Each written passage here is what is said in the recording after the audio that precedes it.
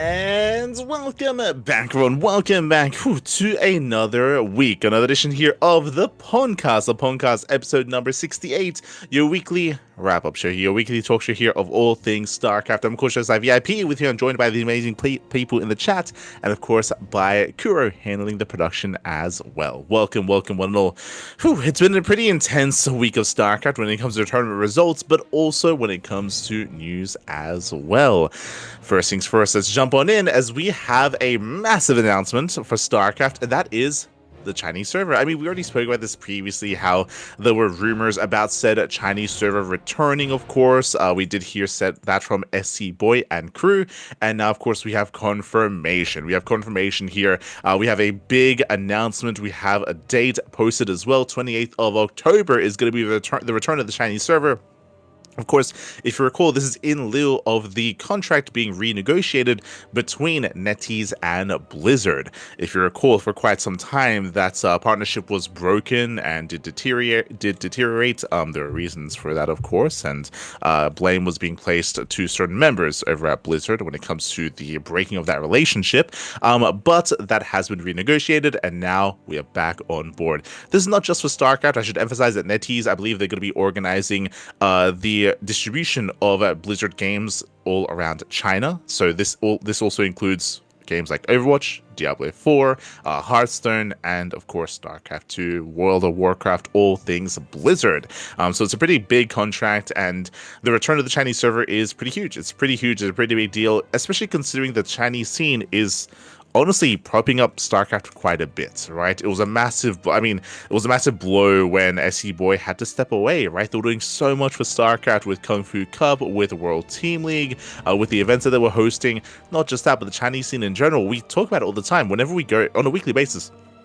Whenever we go over the tournaments, whenever we go over the tournament structure, we always do have all these Chinese events, amateur Chinese events, pro Chinese events as well, team leagues, amateur team leagues, weekly tournaments.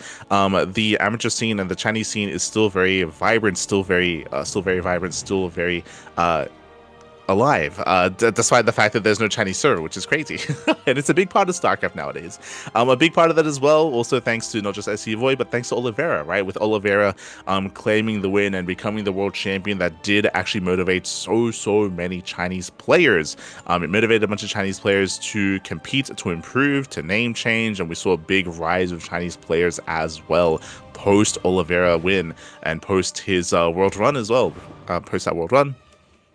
So it's been really cool to see his rise, of course. Well, I should say it was really cool to see the rise of the Chinese scene around him with his retirement, and of course with the removal of the Chinese server. I mean, everything was looking quite dark, quite dim for Chinese StarCraft and for StarCraft as a whole. So really cool to see, of course, that we have confirmation, we have a confirmed date. Not just that, but there's also going to be a bit of a show match event happening on November 29th and November 30th. So it's going to be a 2-day event next month, end of next month, a month after the Chinese server goes live, and it is going to be featuring some retired players. Also, we kind of have confirmation Oliveira is going to be there, most likely. There were posts made on Discord, on Reddit, about Oliveira's account being active again. Everyone was like, whoa, Oliveira, he's laddering again, he's playing again. I think he had a stream. Yeah, I think there was a stream, and people did take note of that.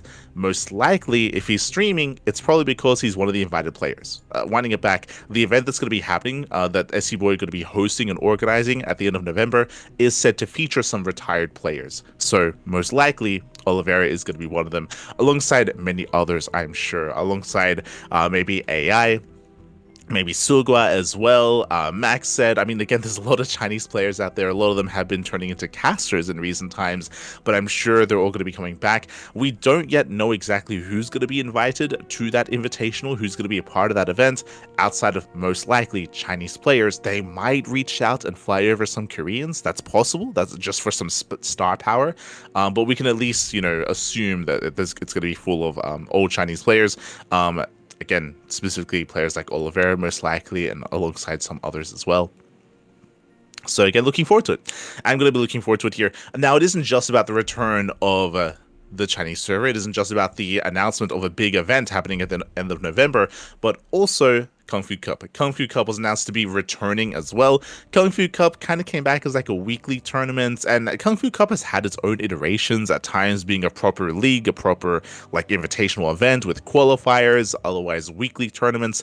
It's had different formats, it's had different iterations, so we don't really have full confirmation of what kind of state Kung Fu Cup is going to return in. We just know that it's coming back in some way. How exactly, yet to confirm. In a league format, in a weekly, it's probably not going to be a weekly. If it was a weekly, they wouldn't be hyping it up this much, to be honest.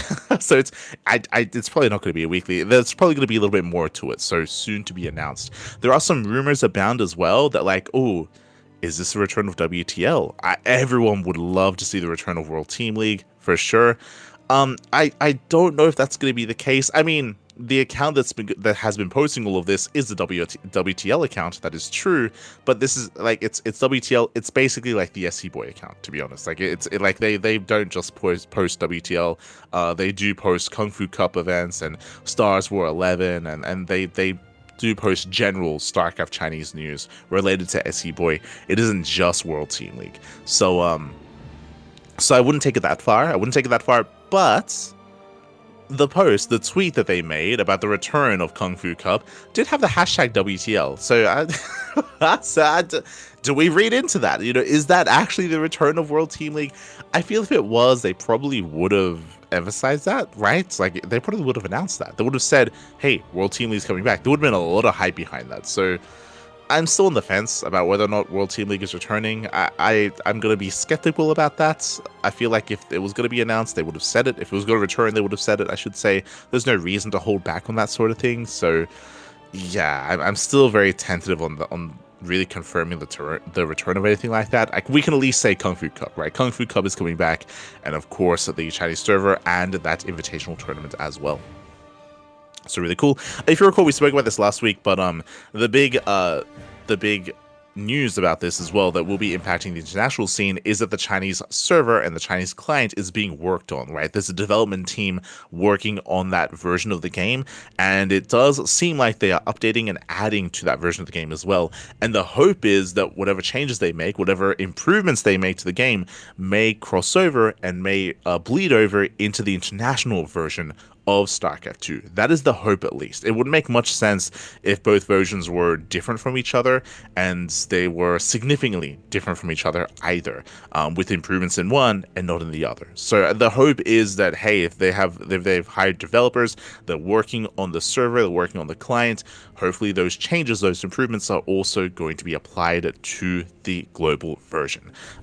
Fingers crossed on that one. That is the speculation. We don't have confirmation that that would happen, that the changes would cross through, but the hope is there.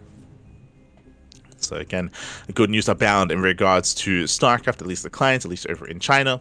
And that leads us into some interviews made by the SCHistorian.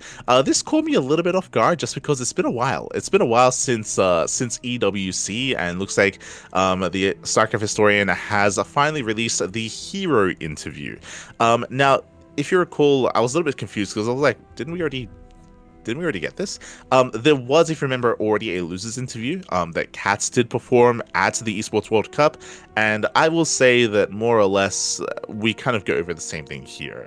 Hero, he expressed his disappointment in underperforming at the event. He said the same thing during the Cats interview as well. He spoke about how he had prepared. I mean, in the Cats interview, I would say it was a little bit more in depth. Here, he did emphasize how he had prepared a bunch of builds and he had prepared a bunch of styles, and he didn't really get to showcase that in his PvZ matches, in his PvZ series. So he felt very regretful of that, it feels like he had all this preparation planned and he didn't really get to showcase any of that. So he was very disappointed in his performance. That is accentuated here as well. Didn't go into as much detail, but yes, was very much so down. And yeah, definitely very heartbreaking to see Hero in said state about his tournament performance. He was asked some more general questions about grassroots StarCraft, about viewership as well. His responses were relatively brief, is what I will say, relatively brief. Again, it was a very short interview, only 5 minutes here, less than 5 minutes, because there was an intro and outro, like, so less than a 5-minute interview, so we didn't really get to hear too much from him, but really cool to hear from Hero nonetheless. It's always difficult to interview a player, after a loss in a major tournament like that. So props to SCHistorian for being able to approach said players and doing so with tact as well, right? Of course, being aware of the situation, of the context of the overall event and the player's current state of mind. So shout out to the SCHistorian for said interview, and of course shout out to Hero for his performance. Of course, since then, he has been still on that grind, still grinding, still improving, still competing. Of course, Hero has been, I would say, on the up and up in recent times, and we'll see where that leads us. But big shout out to Hero, big shout out to SCHistorian. Speaking of Hero, here's a quick little note for those interested in Hero's streaming. He actually did make a channel on Chiswick, so if anybody is watching on that platform, you may actually catch a Hero stream. There you go. There you go. There you go. So over on Shijik, you might be able to find some Hero action. Meanwhile, that wasn't the only interview that was released here by the SCHistorian. Because it's possible that he was like maybe working and editing the RotterdaM interview, and then he's like checked his backlog. He was like, "Oh, I didn't release this." It's possible that happened. By the way, it is possible because this was a RotterdaM interview from Home Story Cup, which of course was much more recently. But Home Story Cup is where SCHistorian was able to get a couple of interviews. He was of course at the event, and he had a very lengthy interview here with RotterdaM, an hour-long interview here, and it was really cool just because, at least from me, we got to hear a little bit of RotterdaM's kind of like upbringing and his origin story, something that I hadn't really heard of before. To be fair, there might be some other older interviews out there with RotterdaM, I'm sure there are, but I'm not really quite aware of them. So yeah, it was really cool to hear RotterdaM was talking about his upbringing, how he got his ID RotterdaM as well. That wasn't his original ID, but eventually he did land on it, talking about like his childhood hometown, talking about the support from his parents and getting into esports and getting into just gaming in general and competitive gaming, and how that was a bit of a novelty early on, but like he got into it. I think he had a story about how like he bought Warcraft 3 and he didn't enjoy it and he actually went to return it. He went to return it, but the problem was that they didn't have anything that he wanted to exchange for, nothing in stock. I think he wanted Unreal Tournament 2002, but they didn't have it. It was sold out, so he was like, I guess I'll stick with this. And then he enjoyed it. And he went back, he played it. I kind of glossed over it. I feel like we've heard this actually recently from Jumi, if you remember, where Jumi spoke about how like, he was playing StarCraft and stuff, but he really started to grind after, unfortunately, he was bedridden, right? Like, unfortunately, he fell unwell. I think he also had a bit of a skiing accident. It was like skiing or snowboarding where he had an accident and he was kind of like stuck at home for an extended period of time. And then he grinded the hell out of StarCraft and he got GM and he got really good. He mentioned that in his interview. Similar here, where RotterdaM, he was saying that he also had an accident. He also hurt himself. He was stuck at home and then he grinded not StarCraft 2, but in his day, Warcraft 3, and it got really good. So very similar stories here with Jimmy and RotterdaM, and I'm sure many others where, something kind of like forced him to stay at home. And I mean, we kind of heard that story as well, where they came to COVID, right, with a bunch of people staying at home, and a bunch of the next generation of players kind of, because they were stuck at home playing the game, being forced to kind of like invest a little bit more into their esport of choice, and as a result, improving and excelling and being able to make something of that as well. So yeah, again, it was really nice to hear from RotterdaM from, again, those early days. That kind of bled over into more current StarCraft as well, a little bit, in regards to, I mean, it was cool to hear his connection to Basilisk. Apparently, TLO, we didn't know this, but apparently TLO kind of introduced them. Apparently, the owners of Basilisk, they first approached TLO, and TLO directed them to RotterdaM. Then they had a conversation about StarCraft. This was as Basilisk that were trying to get into StarCraft and get into their esport of choice, and RotterdaM was kind of like a gateway for them, an avenue for them to get into it. And in the end, Basilisk was formed, and they've had a really good relationship. He was talking a little bit about his relationship with Cyril and Raynor, more so than with Trigger, as they're a little bit closer because they're all from the European region. And yeah, it was really interesting to hear that insight that we don't often get to hear too much, I feel. It's possible that maybe he's like a little bit more expressive of this on his stream. So if you're a little bit more of a regular RotterdaM viewer on his stream, he does open up about this sort of thing.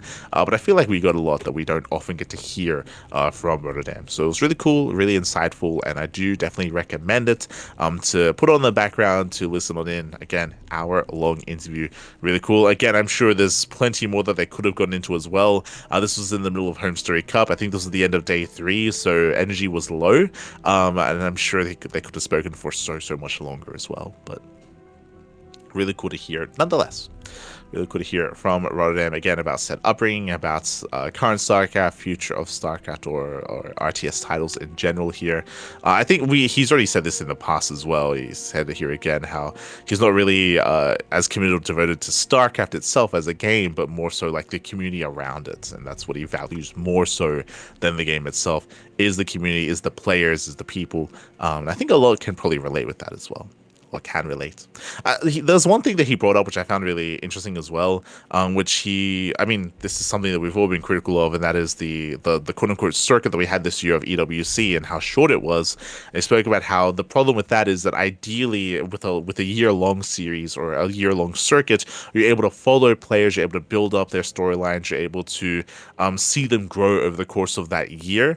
But with everything being so congested, everything being so condensed, that's a better way of putting it, everything being so condensed, then you don't really have the time to like really build up that much. You don't really have the time to get as invested or as excited for certain players, and it all kind of builds up very quickly and ends very quickly as well. And that does also hurt viewership. It hurts interest in the game, at least in his opinion. I think we would all probably echo that sentiment and probably agree.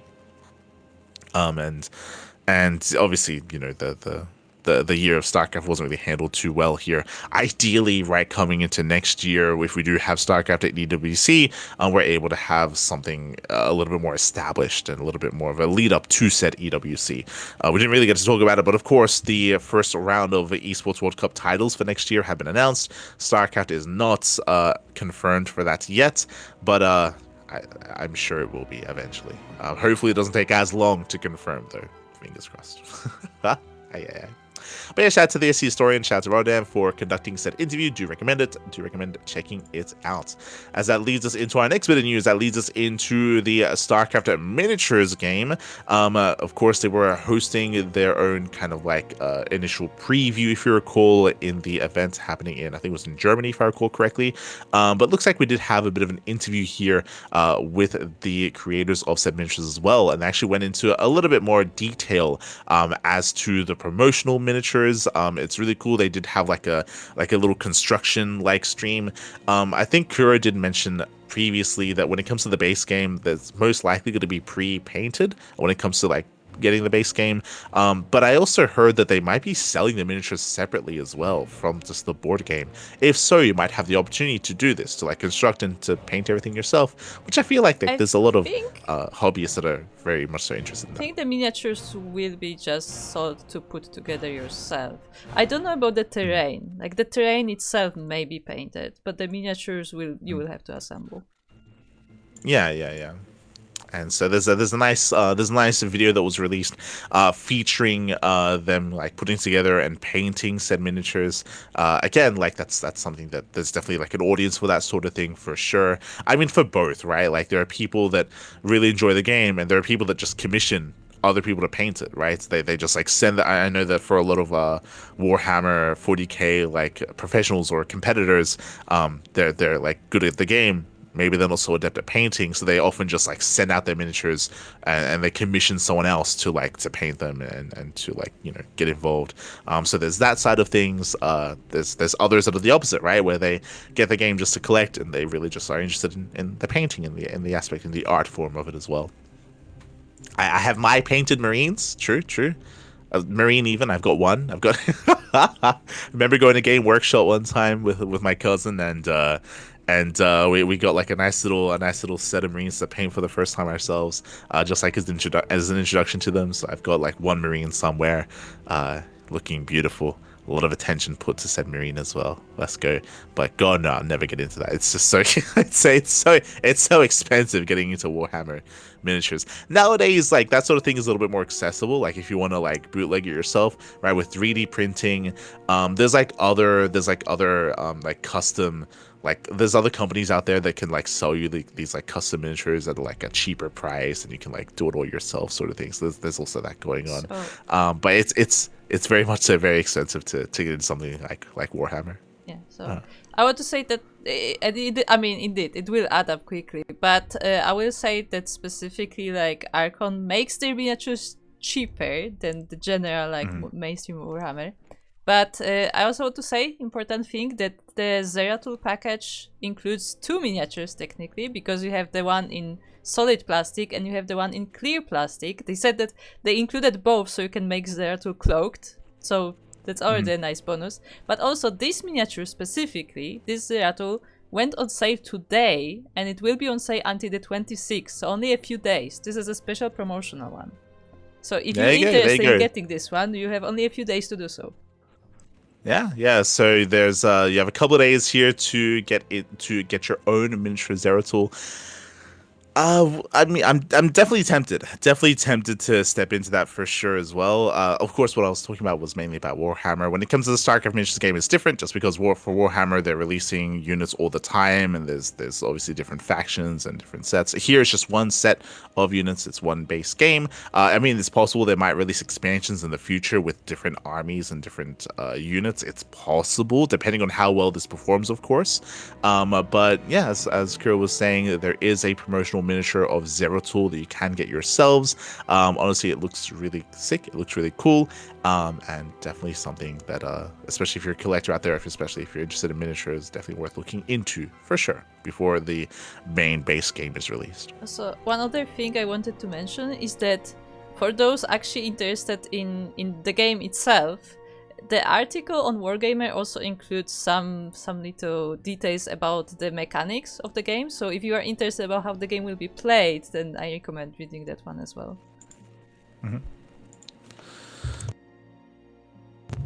Yeah, for sure. As with that, we are gonna that leads us into our next bit of news. That leads us into the WhiteRa Autobiography. I think we might have touched on this previously, otherwise we might have just been speaking about this internally.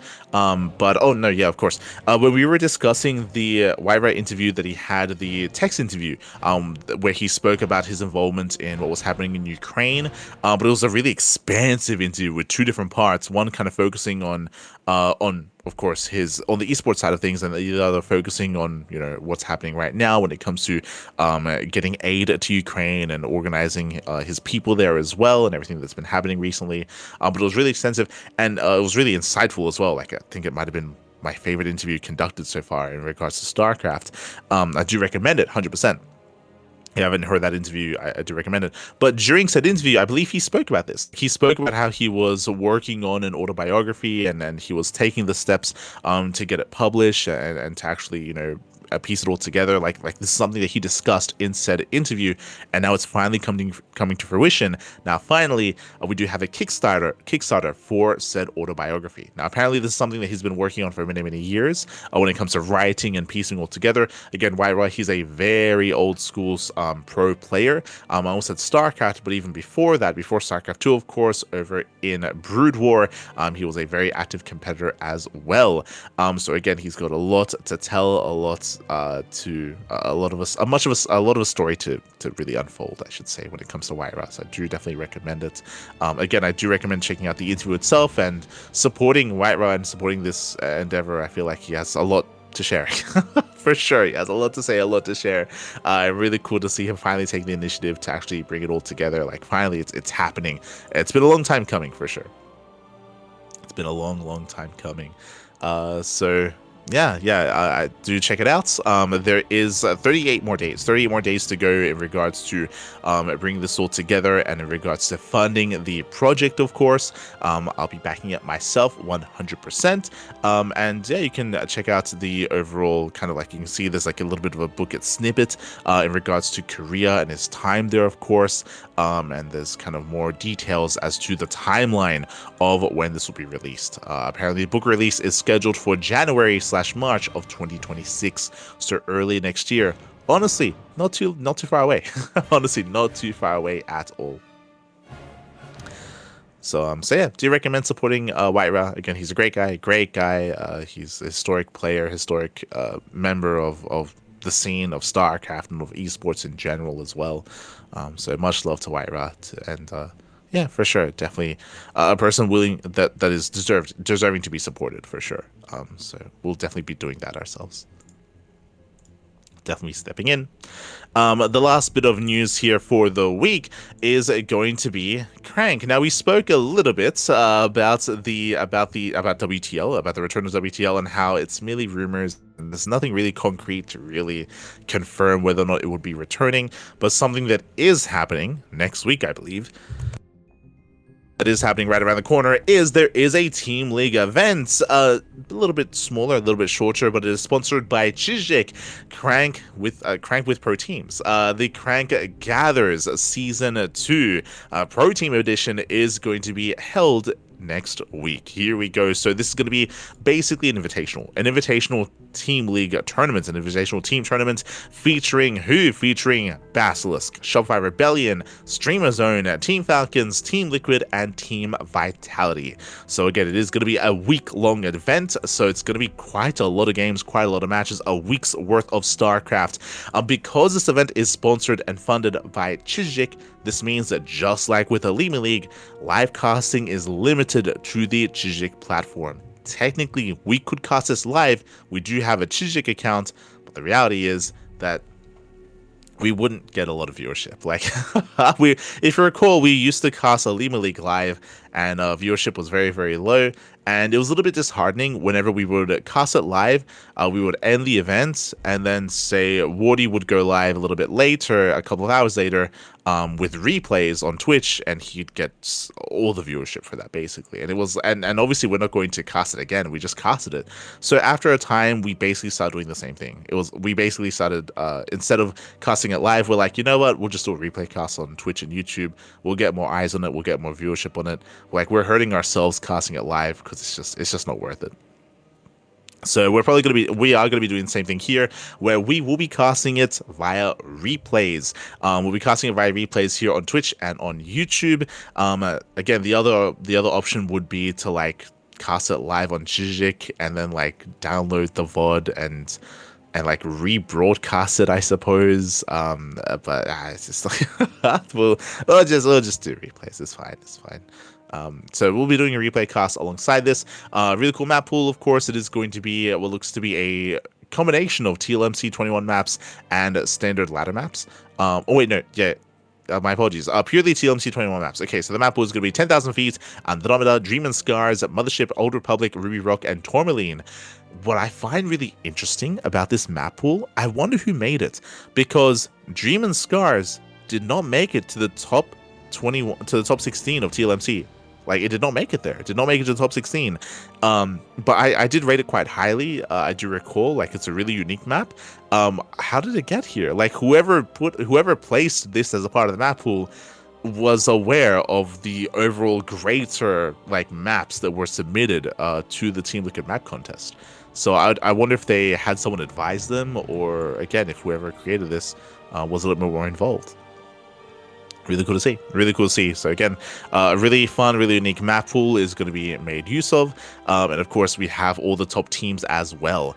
Of course, there are going to be some players that won't be a part of this event because they're not a part of one of these teams, of course. Just bear that in mind. So for Basilisk, we have Rainer, Roddy, Cyril, and Trigger. For Shopify, we have Björn, Harsum, Lambo, and Scarlet. For Streamer Zone, the biggest team, we have Baby Marine, Geralt, Jumi, Lunacy, Nightmare, Quanta, and SOS. Interesting that they have Quanta in said lineup. For Team Falcons, we have Bunny, Rogue, and Solar. Team Liquid, we have Clem, Cure, Mana, and Skillus, bearing in mind that Laser did recently leave the team.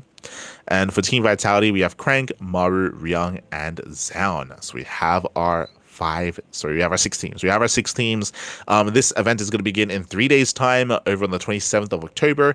When it comes to our replay coverage, when it comes to the format, Team League, yes, it's going to be a Team League matchup. I believe it is going to be, they're going to be featuring their lineups, and they're going to be facing off in best of ones. This is not going to be all kill format. So no all kill formats, none of that. Here it is going to be instead that more quote-unquote like WTL-ish style format. I say ish, these are not best of 2s either, these are best of 1s. WTL, they of course had the unique format of best of 2s, which I do think is really fun, but that won't be the case here. These are going to be best of 1s. More Pro League style formats, which I appreciate. It's been a while, you know, we all love Pro League.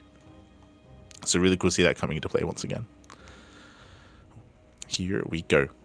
So we do have the basically best of fives here between these matches. And again, it's going to be a week-long event. A week-long event. We have the preliminary stage first, then into the group stage, followed by the playoff bracket. When it comes to our coverage via replays, we'll most likely be casting these matches 24 hours after the fact, around that or so. It's going to be a little bit difficult. So again, this is going to be beginning on the 27th, and I believe that is going to be clashing, or that's going to be bleeding into the RSL Season 3 European qualifiers, which we are going to be casting live, most likely. And that evening, we have WhiteRa's Monday. I would like to correct that the first day of the event is actually the 26th, so the Sunday, which is like right after Sparking Tunaka. Yeah. That's what I was getting at, because it's midnight. At least for me, it's midnight coming into 27th. So that's why it leads into the 27th event, which is the RSL qualifier. And that evening, we have the WhiteRa's Monday, number 57. So because of that, we don't really have time to cover those replays that day. So most likely the next day is when we're going to be covering said replays. So around 24 hours later. I guess less than 24 hours later, after the fact, is when we're going to be covering those matches. So throughout the entire week, so next week, starting next week, every single day, we'll have some of that Team League action. So you can check it out here. I believe Wardy is also going to be casting some of those matches as well via replays. So it's going to be ourselves, Wardy, and I'm sure some of the other content creators as well. I know that RotterdaM is also going to be casting, because his team is competing. He might only be covering the Basilisk matches. So Roddy, he might be a little bit more biased there. He might only cover the Basilisk matches instead, but regardless, is going to be a part of that. So really cool to see Team League tournaments returning in some way, shape, or form. Really sick, really cool. That leads us into our main events. That's going to be all of the news that we're going to be covering this week. But again, a big shout to Crank once again. Sorry, I didn't really get to discuss it, but it's really cool to see that SCHistorian, they're sponsoring more StarCraft events. It's a big event as well, by the way. Showing that they've been quite happy with their performances so far. If you remember, I was hoping that they would continue Alima League, like, at least in my opinion. I felt like Alima League was really successful for them. Crank was getting a lot of viewership on that platform as well. So it felt really successful. It was kind of weird that they didn't renew for another season.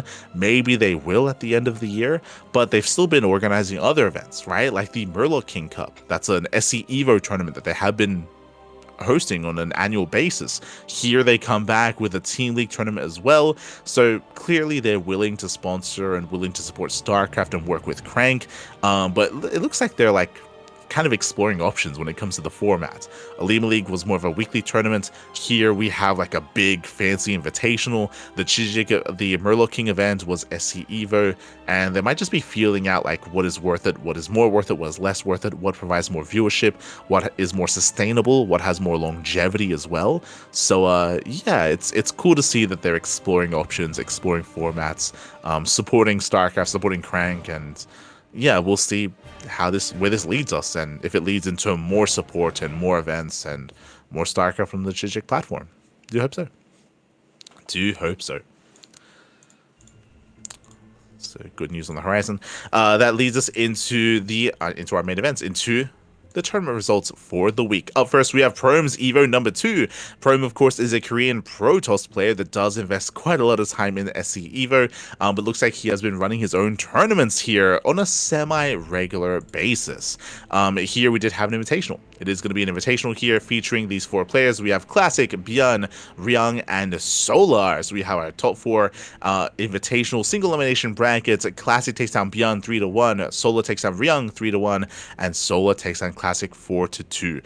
If you remember, we spoke about this last time, but Solar, he did surprisingly well in the Murloc King tournament, and it looks like Solar, he is one of the newest players to be brought into SC Evo, where he's kind of been it's got his attention, and now he's been more and more active in StarCraft Evolution and has been performing quite well. For him to defeat Classic and Ryung, very impressive here, very impressive. I would say that currently Classic is the best player in StarCraft Evolution, 100%, so for Solar to bring him down in such fashion is impressive, is very impressive here, bearing in mind that I believe they're still in the works of a new patch for SC Evolution, just because of the latest version of StarCraft 2, so the meta is still a little bit in flux, maybe not the most balanced of things at the moment.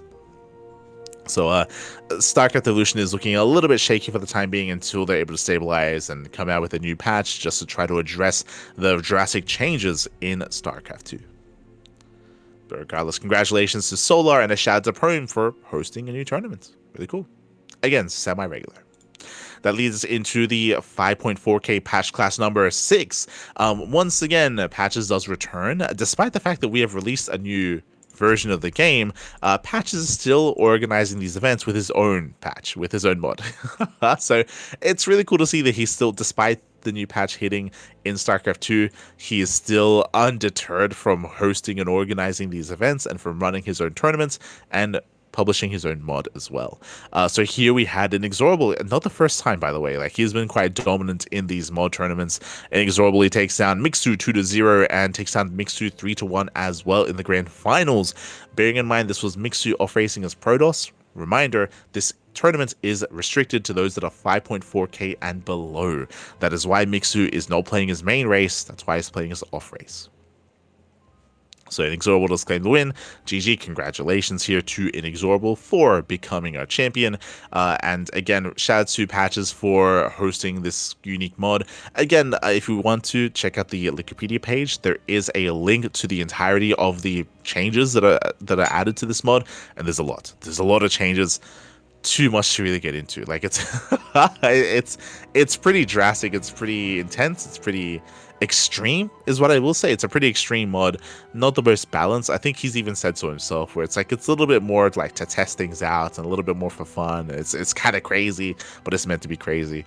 So yeah, it's just really cool to see Patches like take the initiative, do something wild like this and run it on a regular basis. Really cool. GG, well played. Congratulations to Inexorable. That leads us into our amateur events. We have the Amateur League Weekly Tournament number 141. This is a weekly tournament that is restricted to different leagues, of course, to different MMR ranges. First, we have the Initiate Weekly for Bronze to Platinum, and here we did have Rogue, a player that I've not seen before, to be honest. Rogue, a Zerg player, takes down Coral Viper, takes down Jackals, and takes down Jackals in the rematch. Doesn't drop a single map. Congratulations here to Rogue for winning the initial Initiate tournament. Very well done, very well played. Up next, we have the Veteran Edition for those that are between the leagues of Diamond 3 and Diamond 2. Here we do have Smite Steel UA, another player that I've not seen before. There's some other regulars like Bobson, Balimko, Sugarcoat II as well, some players that I am familiar with, Lauren as well. But Smite Steel UA does claim the win. Did drop some maps though in the process, did drop maps to Bobson in the upper bracket finals and in the grand finals as well. So there were times here where he did bleed, Bobson did pose a threat, but in the end Smite Steel did claim the win. GG. GG, well played. Congratulations. That leads us into the Prestige tournament. This is for those are between the leagues of Diamond 1 and Masters 2. Here we have more of our regulars. This is typically one of the more populated tournaments, but not as much this time. Once again, double elimination. Here we have Steez. Steez takes down Anatar 2-1. Steez, he does fall to Brunet's Mist. 2-1. So big win here for Brunet Mist. And he takes down Set 3-2 in the grand finals. Very impressive. I'll be honest, I haven't noticed this ID before, Brunet Mist. He did drop a lot of maps. I say drop a lot of maps. He went to the ace match almost every series. He went to the ace match against Set in the quarterfinals. He went to the ace match against Hirich in the semis. He went to the ace match against Steez in the upper bracket finals, and went to the ace match against Set in the grand finals as well. So a very competitive tournament here. A lot of players that did pose a threat, that did stand their ground against the overall champion. But in the end, congratulations to Brunet Mist for claiming the win. GG. GG, well played. A hard-fought win there for Brunet Mist. Congratulations, that leads us into the Elite Tournament, and unfortunately, we did have a walkover here. Once again, to reiterate, this Elite Tournament, this Elite version of the Weekly, is for M1 to GM players. Unfortunately, I should have started with this, these Weeklies don't provide any prize money or prize pool. There's no prize pool, so pro players often do avoid this. They often don't really compete in these tournaments. That's why you can see Azura wins via walkover. So it is a little bit unfortunate here that there was a walkover. Again, the pro players are just not very interested. These weeklies, they provide points, and that leads into a tournament that does have prize money. But it's a lot of investment and not much. I guess it isn't. Or I guess a lot of pro players don't really find it too worth it. Unfortunately, every now and then you have someone like Azura or someone like Inexorable signing up, and I do hope that in the future, like, we get more interest in the GM versions of this event. Do hope so. That leads us into our tournament. This is a monthly tournament for those between the leagues of Bronze and Masters, up to 4.7k MMR, basically M2, like around Masters 2, bordering Masters 1. We have our monthly Masters 1 Open, TLMC 21 edition. This was our last tournament to feature, one of our last tournaments, to feature a full map pool of TLMC 21 maps. We did our best for the past month to host as many tournaments as we could on new maps. We did our part, at least. I can say that with pride. Did our part, as voting has already closed. Voting has already closed for the Team Liquid map contest. Bear that in mind. And we did feature Andromeda, Celestial Enclave, Missing You Today, Mothership, Risen Memory, Title Citadel, Talisman, White Rabbit, and Winter Madness. So we had our 9 map pool. Here we did have DeWalt. We had a pretty intense tournament here. DeWalt did take down Sugar Cult, took down Set, and DeWalt went up against Beast in the grand finals. And Beast, always fated to be the bridesmaid and never the bride. Feels bad, man. How many second places has Beast gotten? I don't know if Kura has that on hand, but Beast, I believe, has never won an MSO, but has gotten a bunch of second places. Hold on, I'm opening the spreadsheet. So, just checking here, Beast came second in MSO number 90, in 91, in 92, in 95, and now 97, 5. So 5 in total, with 97, of course, being the 5th one. So 5 second places and not a single first, unfortunately. I mean, Beast has gone up against a plethora of players. Has gone up against Noguri, Dizzy Dwarf, DeWalt again, Dizzy Dwarf again. So not like it's the same player knocking him down, but 5 second places. I feel like we can title Beast a Kong at this point. Like, Jesus, he's our newest Kong. Like, historically, if you remember, Kongs have been Zerg players. We've had a lot of Zerg Kongs in our tournament specifically. This might be the first Protoss Kong that we've had in MSO and SDO. There you go. We'll have to figure out the math on that one. But 5 second places. A lot of second places. That's so shout out to Beast for claiming another second place. I know that he would want to achieve greater heights here, but he's doing well for himself, right? Like, he went all the way to the ace match. It was a close finals. He did not look bad at all. Unfortunately, he did end up falling to DeWalt, but there's a world out there where it could have easily gone his way as well. GG, well played.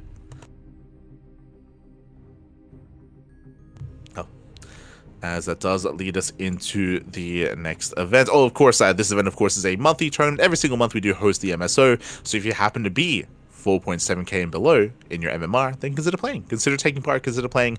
Again, it's a really fun event, and it's definitely a way to kind of give you some motivation to compete and to improve and to play against some of these other players. There you go. GG will play. That leads us into the chat. Star League at number 41, another MMR restricted tournament. I believe also 4.3, 4.3k MM, sorry, 5.3, I meant to say, 5.3k MMR. So that's low GM for this tournament. And here we did have some NA representation. I see Beast there as well. Beast got knocked out a little bit early.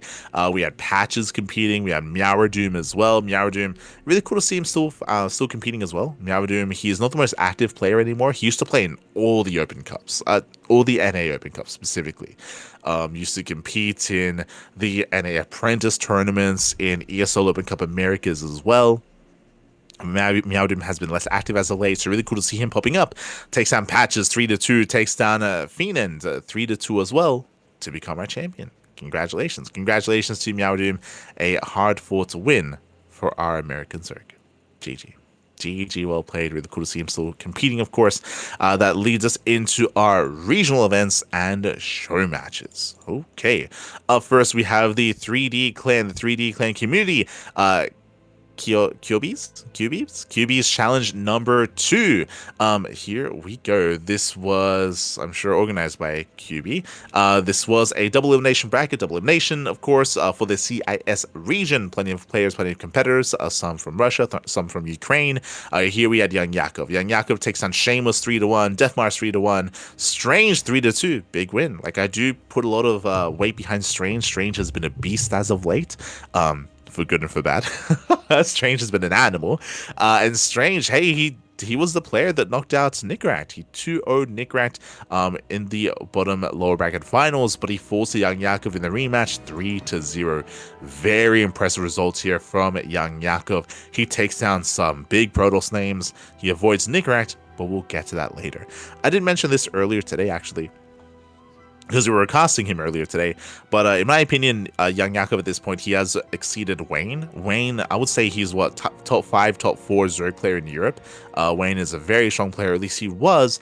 But specifically this year, Wayne has been very inactive. He's been very inactive. We still see him every now and then, like in a Firegrow Cup, right? In a Firegrow Cup, or in a Sunny Lake Cup, or in a Waterfall Cup, or like, or like I'm in the vacay tournament. We still see him every now and then, and sometimes he shows up for like a Tuna Cup. True, but it's very sporadic, and it feels like it feels like Wayne for the most part. He's like stepping away a little bit from StarCraft. He's still playing every now and then, but it's not. It doesn't really take up as much of his time as it used to, right? It's not really his main focus like it used to be either. Maybe he's going back to school. Maybe he's spending time doing other things, of course.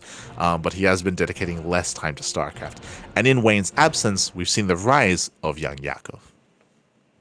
We have seen that rise, and congratulations, as Young Yakov does claim the win at 3-0 over Strange. Very impressive. That leads us into, hey, we just spoke about it, the Waterfall Cup, and hey, there he is. Wayne, he did sign up for this event. As we mentioned, every now and then when MinoVK hosts an event, Wayne does show up. He does show up. Here, Wayne, he goes down to GG Machine at 2-0. Joe, whoa, hold on. GG Machine, he took down Nikita. Nikita competed as well. GG Machine takes down Skillus, takes down Wayne, does fall to Young Yakov, and then Wayne brings it all the way back. Wayne takes down Shameless 2-0 in the lower bracket, takes down GG Machine 2-0, and then he has an intense back and forth against Young Yakov. You can see here how close these matches were. Initially, Wayne wins 3-2 against Young Yakov, and then in the second series, he wins 2-1. Went all the way to the ace hatch. Wayne does bring him down here, but again, I just want to see more Wayne, because as I mentioned, it's really rare to see him. When MinoVK hosts a tournament like this, Wayne, I feel like he probably DMs him or like sends him a text message. He's like, "Yo, I'm running a tournament, sign up," and Wayne shows up. It would be nice if we got to see more of Wayne nowadays. In general, Zerg players, it'd be nice. I say that here we had pure ZVZs. Interesting. I mean, GG Machine has also been improving a lot. I would say that coming into this tournament, in my mind, Skillus was the favorite player, right? Nikita, we expect great things from Nikita, but he got knocked out early by the next generation, by the Zoomers. He got taken out by the teenagers, Pat. GG Machine, he's like 16 years old. He went down to GG Machine. If you look at Nikita in the lower bracket, he goes down to Shameless. He's like 19 at this point, 18, 19 years old. Literally went down to teenagers. Gopo, do you feel your bones creaking? Do you? Oh no. Much love to Nikita, man. Much love, but yeah, the Zoomers took him out. You know what really makes my bones creak? Is calling Skillus old. Because in my mind, Skillus is also a kid. He is also quite young. He's relatively young. It's true. But I mean, compared to GG Machine and Shameless, like he's an old man. He's oh no. But it bodes well. It bodes well, right? Like the region here does have a lot of like younger up and comers, like GG Machine, like Shameless, like Mini Zerg. True, Mini Zerg is another really young player. Ashbringer was also younger as well. Nowadays, I think he's like 22 or something, right? Like, oh, he's an old man now. He's I could be thinking of Exo Striker. He's the other one. Exo Striker was also one of the younger players. Yeah, it's just like Ashbringer is 27. Yo, I remember when he was a young boy. 27 years old. There's another as well. It's one of the younger players out here, but yeah, really cool to see. Really cool to see both GG Machine as well as Shameless performing well here. But in the end, Wayne and Yang Yakov and GG Machine do outperform, and Wayne claims the win here in the very first edition of Waterfall Cup. What are we missing? I think the last time we covered this, someone in the chat was like, "Yo, now we need like something from Earth. Like we have Fire Girl Cup, which is fire. We got Waterfall Cup. We got Sunny Lake Cup. We need like, what are we missing? What are we? Oh no. The nice like, stone cup. I don't know. I thought you were gonna go like Darude Sandstorm Cup or something. Yes. We need the Sandstorm Cup. Yes, let's go. Let's go. The Sandstorm Bonanza. As as that leads us into our weekly tournament for the Japanese region, a Legacy Weekly Japan number 476. Where is my tapioca? Oh, for the first time in a long time, I see Tapioca, by the way, takes down Crimson. Tapioca does not claim the win here. It's been a while since we've seen someone bring him down. Vaishravanya gets his revenge. GG, well played. Tapioca has been the dominant force in the Japanese region for the past couple of months at this point, taking down some big names, and it has been very rare to see Tapioca brought to his knees. But this week, Vaishravanya does claim the 2-0. Very impressive. GG, well played. A big win here for Vaishravanya. Whether this is a one-off or whether this becomes a regular event, whether Vaishravanya is actually actively laddering, improving, and studying his opponents, we'll see. We'll see if this becomes the beginning of a rivalry. Let's go. So congratulations here to Vaishravanya for taking down Tapioca 2-0. GG, well played. That leads into Sunrise Cup number 218. If you recall, we spoke about this previously when discussing the Chinese server, how the Chinese region has been very active and has been very vibrant, of course. And this is part of that. Of course, we have the regular weekly for the Chinese region, full of more amateur players, except for Nanami Chiaki. Nanami Chiaki does claim the win. I would say that Nanami Chiaki comes in as the favorite player for sure. I believe is up against Suniko in the finals. Let me just double check here. Sorry, no, that's Nanyu. God, every time. Does go up against Nanyu in the finals, and they go all the way to the ace match. Really cool. Nanyu is another one of those rising stars. We have been seeing a lot of really good results out of Nanyu in recent months, and I still would favor Nanami, but to see them go to the ace match, really cool to see. Again, Nanami, Chiaki, and Nanyu, they're like the next, like, quote-unquote, like, generation of Chinese players here. You know, this is like after the generation of Oriana, sorry, not Oriana. Who am I thinking of? Of Rewhites, of Jolewa Loves, of Young Zest, of like all the SLT boys, of that kind of set of players. After that, we now have players like Nanami Chiaki, like Suniko, like Nanyu as well. And there's another that's like kind of like slipping my mind. There's a Terran player as well that has like a Chinese character name that also does quite well. So really cool to see. Really cool to see. Shout out to Nanami.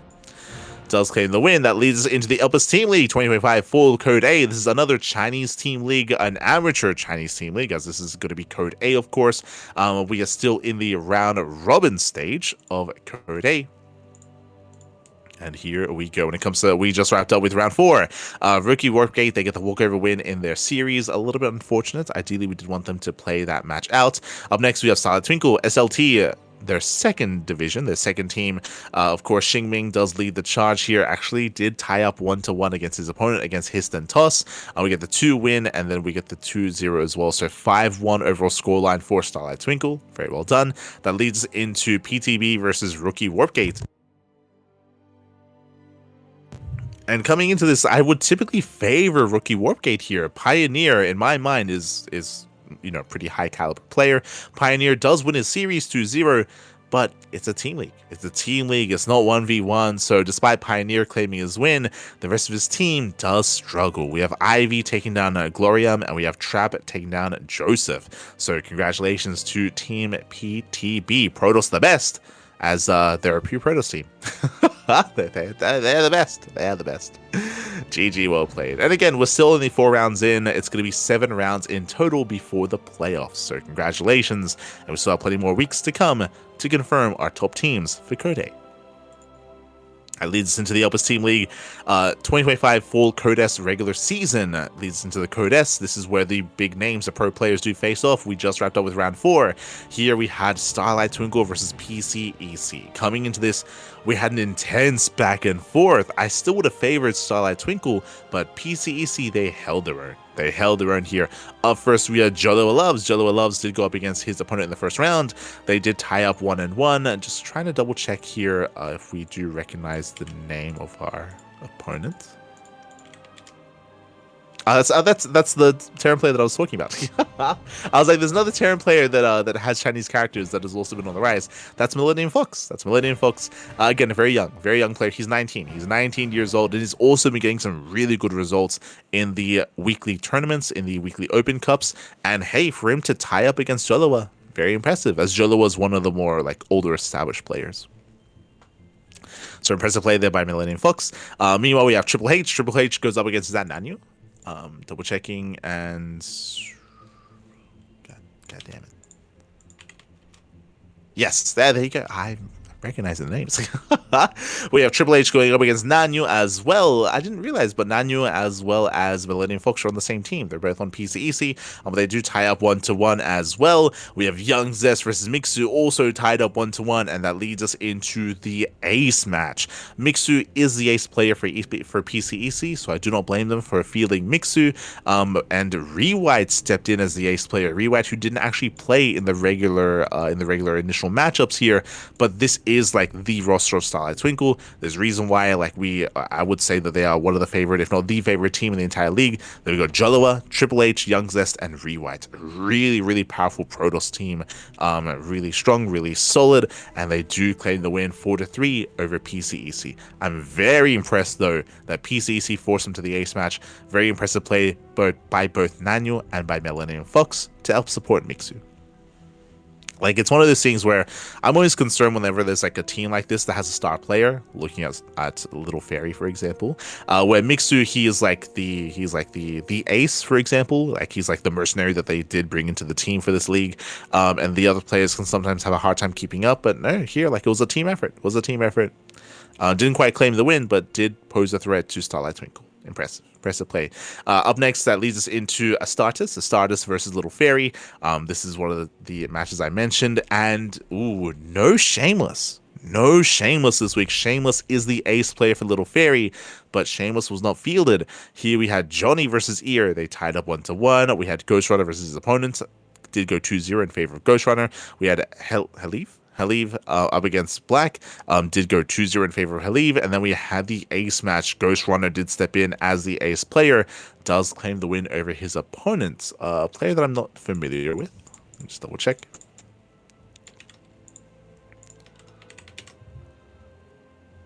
Yeah, a player that I'm not very familiar with here. Player for starters. Yeah, apparently Lin. So congratulations to Ghost Runner for claiming the win for Team Little Fairy, claiming the win even without their star player, even without Shameless. GG. That leads us into Elpis versus Team Hist. Here a little bit more heavily in favor of Elpis. We had a Miggy versus Kingslayer. I would say that Kingslayer is probably the strongest player on Team Hist. He's very impressive, has been on the rise. But Kingslayer does take the 2-0. That leads us into Number versus his opponent in the second round. Oh, that's Nami. That's Nami Shiaki. Nami Shiaki does claim the win, of course. Of course he does. And Nami does take the win 2-0 over a Number. And then we had Lemon getting a walkover over his opponent. Elpis is another one of those stronger teams. They have Lemon and they have Nanami as well. So they have a pretty solid duo in their lineup. They do claim the win over Hist. GG. That leads us into Team Toho Project. Toho Project against Kauda. Ghost gets a walkover in the first round. Unfortunate that there's a walkover here, but Ghost does claim the win. Daydreamer takes down Turn. Winter and his opponent tie up 1-1, and then we have the ace match with two players that I have no idea who they are. We have Kin going up against Dole. Okay, yeah, two players I'm not very familiar with here, unfortunately. I haven't really seen much of them, but Kin does take the win for Kauda in that ace match. GG, well played. I want to say I've heard the name Dole as an admin in one of the yes. Events. Yes, there's a SE Boy have an admin called Dole. I don't know if that's the same Dole. But so I can't say for certainty whether that is the case or not. That might be him. It says here that he's a caster. Maybe. He does do some casting. But with that, congratulations here as our players do wrap up for round 4. And again, we still have 3 more rounds ahead of us, round 5, 6, and 7. When it comes to the overall standings, Starlight Twinkle are still undefeated, but they came close. They came close to going down, and the other teams are still not too far behind them with Little Fairy, Elpis, and PCEC. And of course, the other teams still have their opportunities to recover as well. So GG well played. That leads us into the Inu Battles. Inu Battles number 13. This is a very sporadic show match series. The last Inu Battles was, I think, back in April. Let me just double check. Sorry, back in May. So it's been 5 months. It's been over 5 months since the last Inu Battles. This is one of those show matches where I keep wanting to cast it live. I keep wanting to like reach out, but because it's so sporadic, they just happen so randomly that like I can never catch them. God damn it. There's like very little heads up and very little like foreshadowing of the Inu Battles. They just have, it's like bam, it's like oh, then they disappear into the night. So 5 months since the last Inu Battles, but here we had Bjorn versus Zan, went all the way to the ace match. Of course, this was a couple of days ago. Only 3 days ago, Bjorn did take down Zan 4-3. Big win here for Bjorn. Congratulations. But really impressive to see this go all the way to the ace match. Zan is one of those players that is very inactive. Like Zan, he doesn't play in Open Cups. He doesn't play in like the Wardy TV Mondays or the Big Sur Cups or even KSL. Like Zan, he's very sporadic when it comes to when he shows up and when he signs up for the open tournaments. So it's always really hard to judge his current skill and his current place amongst the rest of the players, especially post EWC, where there are players that are taking breaks, like Cure. Like Cure, for example, he does take a big break. He has taken some time off outside of being invited to the most recent TLMC tournaments. So yeah, it's really cool to see more of Zan, and did go down in the series, but went all the way to the ace match. GG. GG, well played. Congratulations to Bjorn, as this was played on the latest patch, of course, but also played on the ladder map pool. No TLMC 21 maps. That leads us into our OSC events, OSC events for the week. Here we have the OSC Mid-Season Playoffs number 2. We do have some results coming in. Un momento. God. We have some results coming in here, and we do have... let's double check.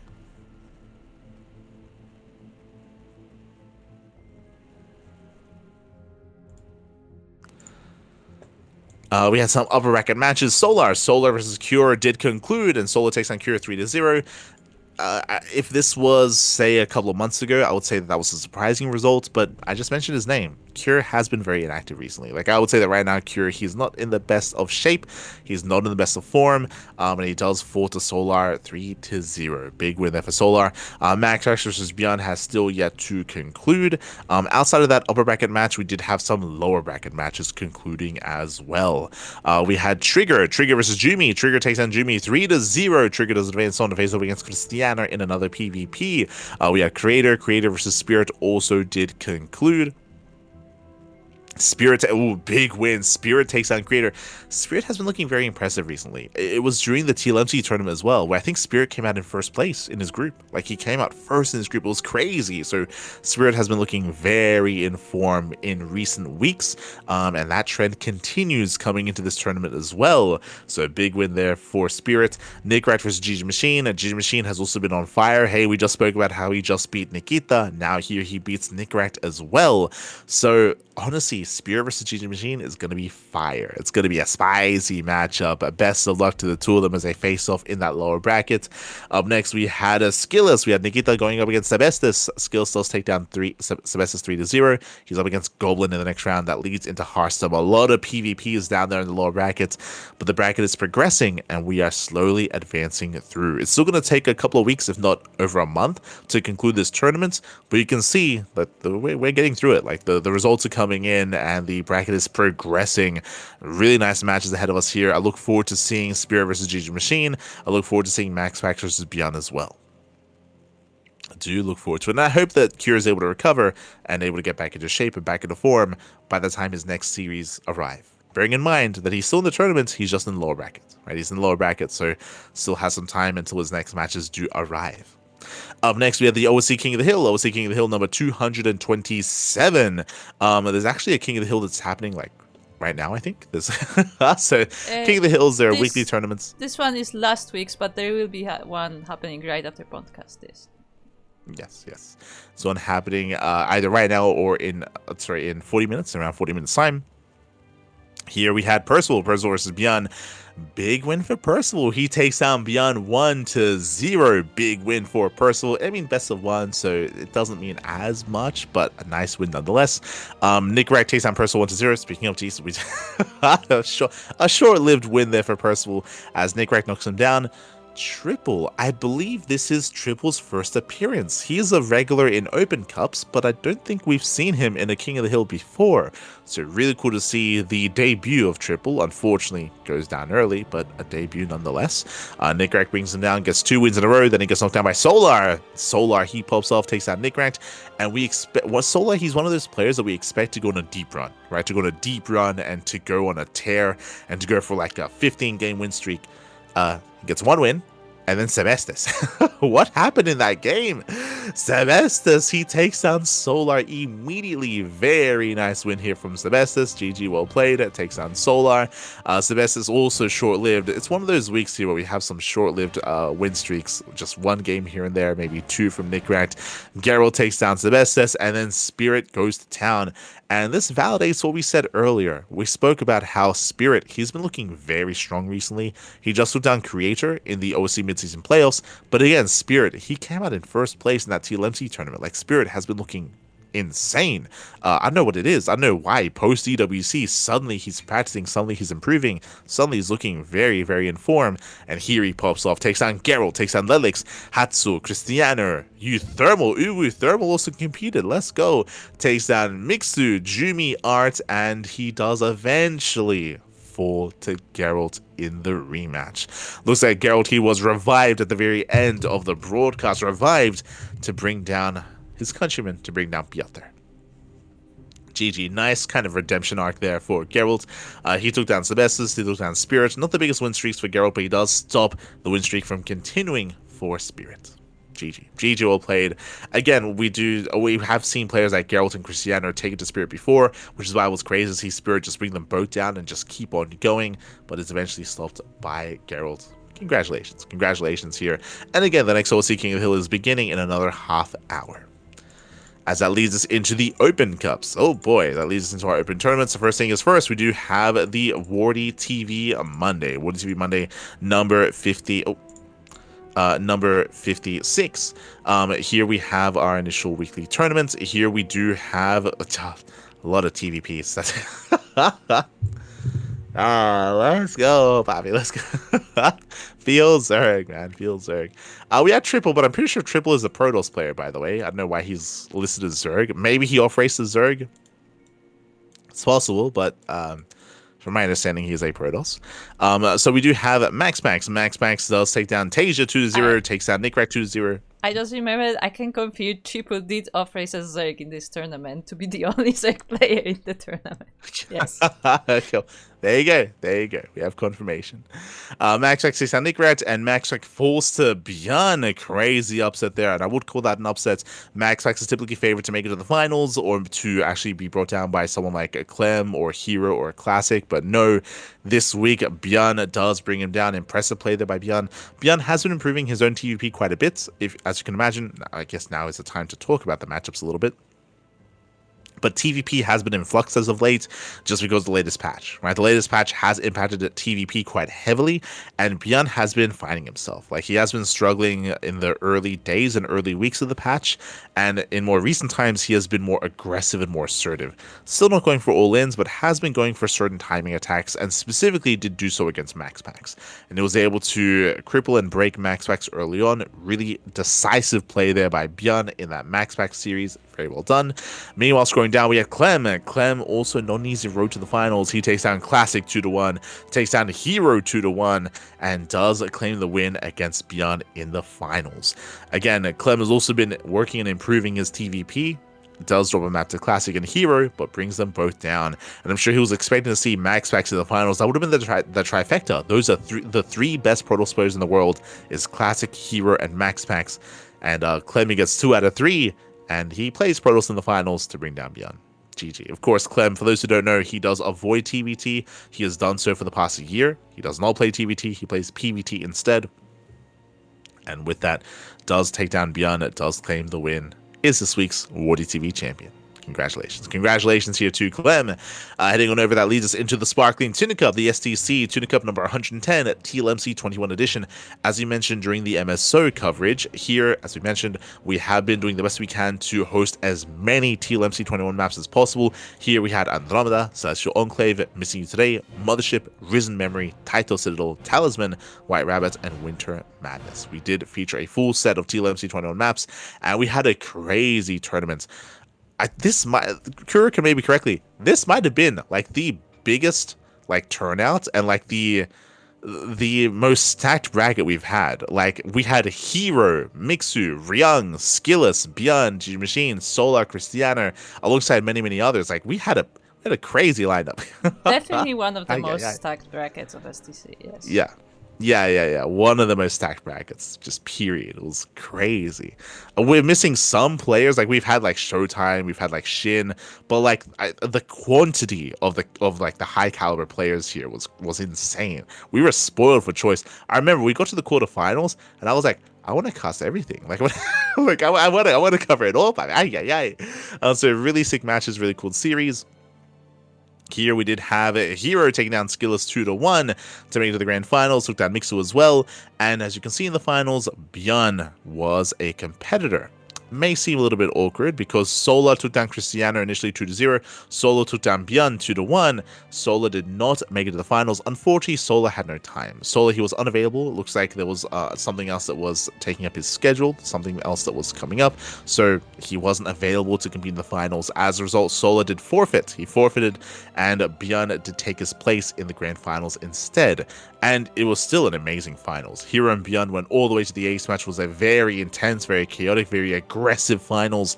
Hero did win it in the end. He was favored to win it, but that was not an easy series. That was not an easy tournament. GG, well played. Hero takes on Bjorn 3-2 to become this week's Tuna Cup champion. GG, well played. That leads us into the Monday Night Weeklies. Monday Night Weekly number 27. Also TLMC 21 edition. Here we have 10,000 Feet, Andromeda, Celestial Enclave, Mothership, Old Republic, Satellite Years, Taito Citadel, Throne of Dunes, and Winter Madness. My one criticism, of course, we finally got a TLMC edition of the Monday Night Weekly after voting concluded. Voting was open and voting was available, and we ran our tournaments for a month. Finally, they start running the tournaments on these maps after it's too late, like after the voting is already done. So for Funada TKL, Funada the other organizers, shaking my head. But coming into this, we do have Clem. Clem takes down Inexorable, takes down Percival, takes down Cure. Oh, really cool to see Cure again, though. Really cool to see. We did take note of him earlier, playing in the OSC tournament. And Cure took down Bjorn. I mean, I would say the Cure has stronger TVT than Bjorn for sure. So no surprises there. But Clem does take down Cure 2-1. Clem takes down a Hero 2-0. Clean series there out of Clem. Very nice.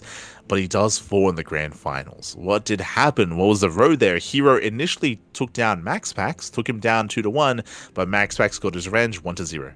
Best of ones. Oof, a brutal format down there in the lower bracket. Pure best of ones. MaxPax eliminates Hero in that best of one, and MaxPax, he wins twice against Clem. 3-2 in the initial best of 5, and 2-1 in the follow-up best of 3. So GG well played. Impressive performance, impressive comeback out of MaxPax. GG well played, as MaxPax does claim the win here. Does actually face off against Clem this time, as he was denied that in the Wardy TV Monday. That leads us into the Picasso Cup number 54. Here we did have another bit of a rematch. I mean, no surprises here when it comes to the two finalists, but shout out to Solar. Clem takes down Nick Rack 2-1. Clem takes on Solar 3-1, as he's a best of 5s in the semifinals. Solar eliminated Bjorn to make it to the semis. Very impressive. Likewise, Hero, he took down Shameless. Cure took down Percival. Hero takes down Cure. Once again, this week specifically, Cure has been back. Cure, he played in the Monday Night Weekly. He played in this tournament, and he played in the OSC tournament. Finally, Cure looks like maybe his break is over. Maybe his break has concluded, and maybe he's back into competing on a regular basis. But Hero, he does make it to the finals against Clem, and Clem barely does clutch it out 3-2. Very back and forth series between Clem and Hero. Went all the way to the ace match, and Clem barely does claim the win. This was yesterday morning, if not today, this morning. So yes, this was yesterday morning. Unfortunately, we were going to be covering this ourselves, but we unfortunately didn't quite have the time to do so. Again, my sleep schedule has been struggling a lot. Even today, I slept 3 hours before casting, so I just haven't been getting a lot of sleep. I just didn't have the time or the energy to cover this event. We may be covering this via replays at a later date if we have the free time to do so. But we were announcing the CranKy event earlier, and that is going to be taking up the entire week, so we don't really have much time to cover this. We'll do our best. We'll see. We'll do our best. Might have a catch-up stream maybe like in 2 weeks' time or something. But congratulations to Clem. Congratulations does take down Hero in the finals. That leads us over into the Turtle Tussle, the return here, the Tenacious Turtle Tussle. This is, of course, our bi-weekly tournament every 2 weeks. Every 2 weeks, we do host this event on a regular basis. And here we did have a TVT finals instead. Bjorn takes down Replicant 2-0. He takes down Young Yakov 2-1. We were giving praise to Young Yakov earlier, and here he even took a map and almost took the series off of Bjorn. Had a very intense back and forth against the Korean Terran player. Percival takes down Shameless 2-1 as well. Likewise, Shameless also bringing down Percival as well. So both Shameless and Young Yakov, they did both pose their own threats to Bjorn and Percival, but that led into the TVT finals where Bjorn was the much more dominant force. I will say that game three was really close. Like game 3 was, I would say, kind of the closest, the best game between the two of them. Was a little more intense, a little more back and forth. Game 1 and game 2 a little bit more one-sided in favor of Bjorn. But with that, GG well played. Bjorn does claim the win 3-0 to be this week's Turtle Tussle champion. GG well played. Congratulations to Bjorn for claiming that win. Now, when it comes to this event's map pool, and if you notice, we have a bit of a combined map pool here. We did have regular maps, but alongside them, we had regular maps alongside some TLMC maps mixed in as well. Only 4. We have 10,000 feet, Celestial Enclave, Magnetic North, and Mothership. These 4 maps are replacing Ley Lines, Ultra Love, Lost Fantasy, and Maganatha. So we have replaced 4 maps with TLMC 21 maps instead. So not a full map pool, but more of like a combination map pool. The reason why it's not full is because voting is concluded, so it's a little bit less important to showcase that. And also the reason why we only have 4 is so that we are eligible to be a part of OSC to provide OSC points. So our tournaments where we're now back kind of partnered with OSC providing points, now providing only 4 TLMC maps. Just as a heads up here.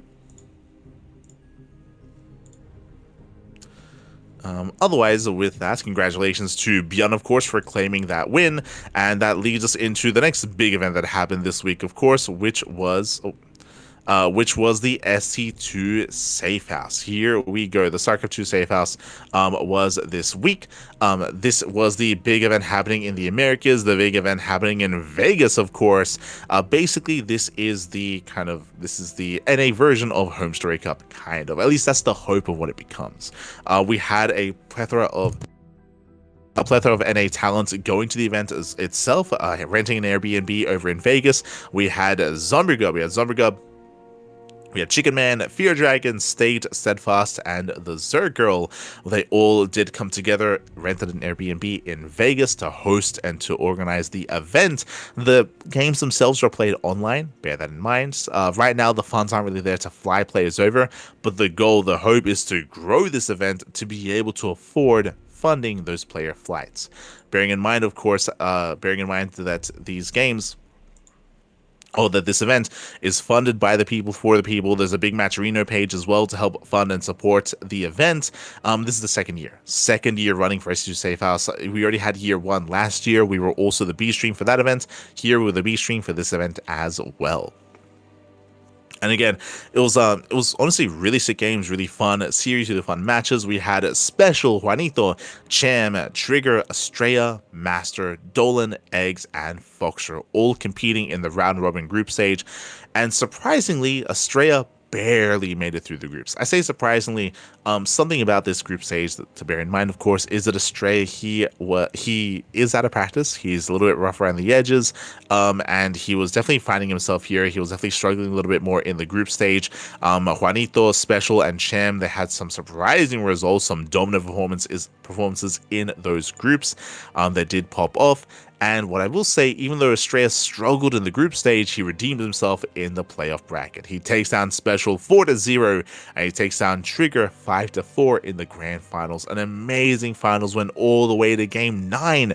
Best of 9 finals was crazy. Very long series, very long matches, went all the way to the ace match, and Estrella barely did clutch it out over Trigger. GG. GG, well played. Estrella is the SC2 Safe House champion. I believe they did host an interview with Estrella live on the main stream. I believe they did do that at the main event.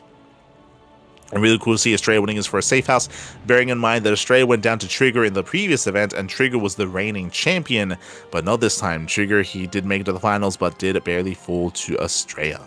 So very impressive play there by Estrella. Really nice redemption arc for him as well after a bit of a lackluster performance in those groups. So maybe just needed a day to warm up. Maybe just a day. So congratulations. And again, if you want to help support NA StarCraft, I do definitely recommend checking out the Match Arena page and supporting where you can. Again, the hope is to eventually grow this event. I will say that they have a lot of catching up to do, unfortunately, right? Like Home Story Cup, how many years have they been running, right? Like it's been so many years of growth, of support of Home Story Cup. They have that advantage. SSU Safe House, unfortunately, starting quite late to the party here.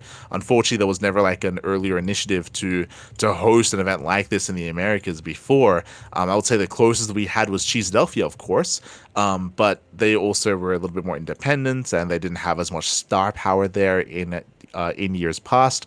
Here we do have all the NA casters coming together. Like I would love to see like Cheesedelphia with this lineup, with Chicken Man, Fear Dragon, State, Steadfast, Omega, Zergo. Like that's what I would want out of Cheese, and out of soon to be SE for all. But you know, unfortunately, you know, they're having their own endeavors, they're making their own projects, and yeah, I do hope they're able to grow, they're able to foster the scene, the community, and make more of NA StarCraft. This is something that we've needed for a long time, and better late than never, right? Better late than ever for NA StarCraft. GG. GG, well played, and with that, congratulations to Estrella for claiming the win. That leads us into the final event to cover here. That leads us into the Wardy TV October 2025. Oh boy, that leads us into a bit of a more monthly seasonal events. Up first, we have the qualifiers. Up first, we have the qualifier number 1. Here we did have the top 4 making it to the main event. Here we had Hero. Hero does take down Rex 2-0, takes down Cristiano 2-0, and makes it to the semis. And I believe the semis are all you need to qualify for the event. He takes down Nightmare and does fall to Solar. Nightmare took down Gumiho. Hey, great to see Gumiho once again. I glossed over it earlier. Tasia did compete in the Wardy TV Monday. He's played in our tournaments as well. He plays in this tournament. Tasia initially was only playing in SC Evo, but a couple of months ago started playing in StarCraft 2 tournaments. So really cool to see Tasia competing in StarCraft 2. Still kind of growing, still finding his footing, still kind of in the middle or if not lower end of the Korean scene, but really cool to see him competing nonetheless. Gumio and Nightmare, they pop off, but Nightmare does bring him down barely to make it and to qualify for the event. Likewise, we'll be joined by Solar and Beyond as well. So we have Hero, Nightmare, Solar, and Beyond making it through the first qualifier. Second qualifier did hits, and hold on. But we have Solar also competing in the second qualifier, takes down Ryang 2-0, takes down Beyond 2-0. Ryang qualifies, Beyond qualifies, so does Young Yakov. Young Yakov beats Trigger. Big win there for Young Yakov. Very impressive. Takes down Shameless and Trigger. Takes a map off of Beyond again, but does fall to him. And we have our top 4, Solar, Beyond, Ryang, and Young Yakov. Huh. Interesting. So it's kind of weird how they made this. Quickly checking the overall lineups here. So from qualifier 1, we had Hero, Nightmare, Beyond, and Solar. Beyond and Solar, they played in the second qualifier as well. Looks like they were just allowed to. So they won that prize money. But they didn't qualify. But they didn't give those slots to the other players though. So qualifier 2 only gave two people two slots, Ryung and Yang Yakov, and then that just meant there were more invites. It's kind of weird. It's kind of weird that they didn't just that they didn't just exclude Solar and Beyond from competing in qualifier 2. So a little bit odd in that respect, but yeah, with that, GG. I guess only 2 players made it through the second qualifier, and then we had 10 invited players. 16 in total. So who was invited? So when it comes to the overall lineups here, we have Geralt, Christiana, Mana, Shameless, Hero, Nightmare. Interesting. A decent solid lineup of Protoss. We have Kior, Gumiho, Nikrat, Spirit, alongside Björn and Ryung. I do appreciate that that Gumiho was invited. He was competing. He almost made it. So I do think he's deserving to be a part of this event as well. Really cool to see Spirit again. Spirit has been on fire as of late, of course. When it comes to Zerg, we had 2 invites. We had Mixu and Rogue. Interesting lineups here just because we have the Korean heavy hitters, right? We have Hero, Cure, we have Björn, we have Solar, we have Rogue as well. When it comes to the invites, it might just be scheduling, but I'm a little bit surprised that Clem wasn't invited. There's no Clem, there's no Max Packs, there's no Showtime. So because of that, yeah, there's not the European presence here isn't as strong. I would say maybe the strongest European player here is Spirit. I think I would go that far as to say that. Otherwise, this looks like a very Korean heavy tournament. Very Korean heavy. So just a little bit odd when it comes to the invites, but maybe the scheduling wasn't really lining up for Clem and Max Packs. Or maybe intentionally Morty wanted to not cast more Clem and Max Packs because we cast them all the time. It's possible. It's possible. Like, it came down to Wardy's discretion. It's possible that it's intentional that Clem and Max Packs aren't here. But here we go. That leads us into the group stage. We have Group A. We have Hero, Ryung, Gumiho, and Nightmare. Ooh, okay. That's going to be in 24 hours' time. Coming into Group A, I'm going to be leaning towards Hero and Nightmare. I'm going to be leaning towards the 2 Protoss players here. I mean, Gumiho did take Nightmare to the Ace match, but still did fall. So I can see Gumiho beating Nightmare, but based on recent records, I would give the edge to Nightmare. Best of luck regardless for our 4 players. Again, leaning more towards Hero and Nightmare. Group B, we have a Spirit, Rogue, Christiana, and Cure. I mentioned earlier I was hyping up Spirits. I'm still on that Spirit, on that Piotr hype train, so I'm gonna lean towards Spirit here. Maybe Spirit, and I have a hard time placing Cure. If you recall, I spoke about how up until this week, Cure has been MIA. Like, Cure, he hasn't been playing in many tournaments. That has recently changed. Is that enough to have faith in Cure over Rogue? Is it Spirit and Rogue or Spirit and Cure? I'm gonna lean towards Spirit and I'll go for the double tear. I'll go Spirit and Cure. Spirit and Cure. We'll see. Best of luck. I can definitely see Rogue making it through as well. Best of luck to Christiana, of course. It's going to be a really tough group to get through. In Group C, we have Shameless, Young Yakov, Solar, and Mana. Ooh, we have a big European lineup here. Leaning towards Solar and who? This is a hard one to call. Shameless is obviously on the rise. Young Yakov recently performing really, really well. Mana, also, you can never count him out. I can see any combination of the 3 making it through. I would say that Solo's the only sure thing, and alongside him, I want to say maybe Young Yakov. I want to say that Young Yakov's performances recently, he just 2-0'd Shameless, right? It's like Yakov has been looking really good. So I'll lean towards Solar and Yakov, but I can see Mana and Shameless, of course, making it through as well.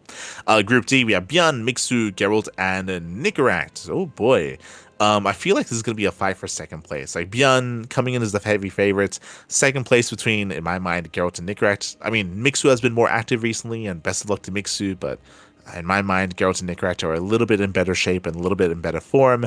Who do I favor out of the 2 of them? I mean, they're both very different players. Geralt, he often plays towards the mid to late game.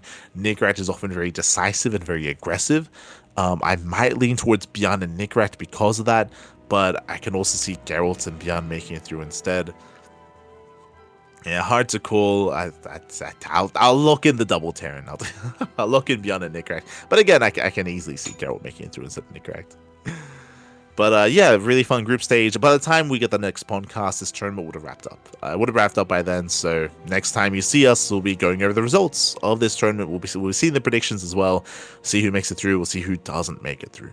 So best of luck to all the competitors here. Again, it is going to be the round-robin group stage leading into the playoff brackets, all taking place over the next week. I should emphasize the next week is going to be the group stage. By the time we get into the next podcast, we might have the playoff bracket ready for us to discuss, as that will be taking place after the week. So really cool to see Wardy hosting this event. Again, this is a little bit more sporadic. I don't think this is a monthly event, but every now and then it does host these events whenever there's like the room for it, whenever there's time for it. For example, the last time there was an event like this was in February, where we had the Wardy February 2025.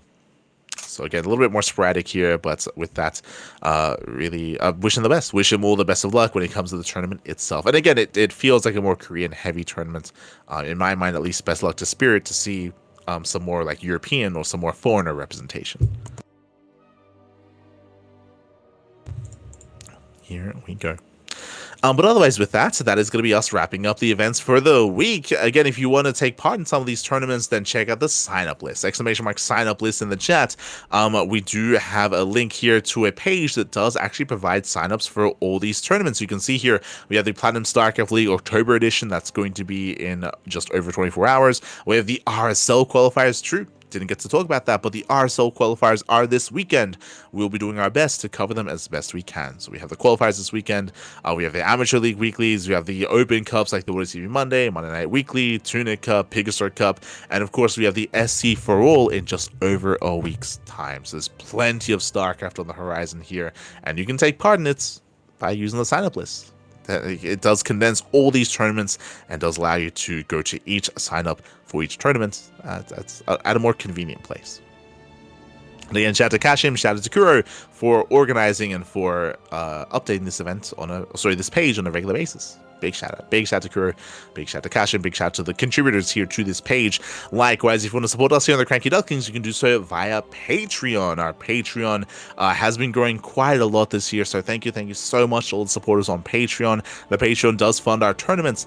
It doesn't fund the Turtle Tussle, though. It funds the Tuna Cup, the Duckling Open, the Master Swan Open as well. It funds our regular tournaments.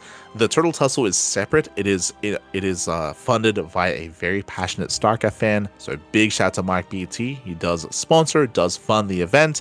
It is not boosted by the Patreon. The Patreon funds the other tournaments, I should emphasize. So if you want to help us grow, if you want to help us grow our tournaments, grow the prize pool, and eventually host monthlies for the Tuna Cup on a regular basis next year, then you can help us out via Patreon. You can help us out. So thank you so much to all the current patrons that we have. We've grown our tournaments so much this year specifically. Thank you so much, and hoping to grow it even further coming into 2026. Thank you, Papi. Thank you. Thank you so much.